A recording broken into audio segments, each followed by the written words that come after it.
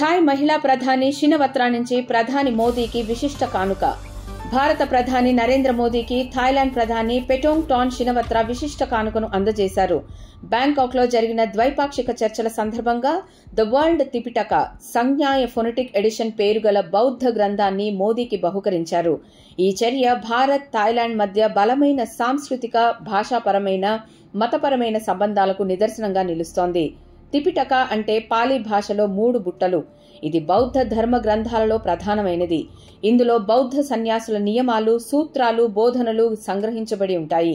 ఈ గ్రంథం మొత్తం 108 సంపుటాలుగా ఉంది. థాయ్ ప్రభుత్వం రాజు భూమిబల్ అతుల్య తేజ్ రాణి సిరికిట్ 70వ వార్షికోత్సవం సందర్భంగా 2016లో వరల్డ్ త్రిపిటక ప్రాజెక్టులో భాగంగా ఈ ప్రత్యేక ఎడిషన్ను ప్రచురించింది. పాలీ, థాయ్ లిపిలలో రూపొందించబడిన ఈ గ్రంథం 9 మిలియన్లకు పైగా పదాలను కలిగి ఉంది. అంతేకాకుండా ఇది ఖచ్చితమైన ఉచ్చారణతో పఠించేందుకు వీలుగా రూపొందించబడింది. కానుక అందుకున్న సందర్భంగా ప్రధాని మోదీ స్పందిస్తూ, ప్రధాని షినవత్రా నాకు త్రిపిటకను బహుమతిగా ఇచ్చారు. లార్డ్ బుద్ధుని పుణ్యభూమి అయిన భారతదేశం తరపున నేను దానిని వినయంగా స్వీకరించాను. గత సంవత్సరం భారతదేశం లార్డ్ బుద్ధుని పవిత్ర అవశేషాలను 2 ప్రధాన మత గురువులను థాయిలాండ్కు పంపింది.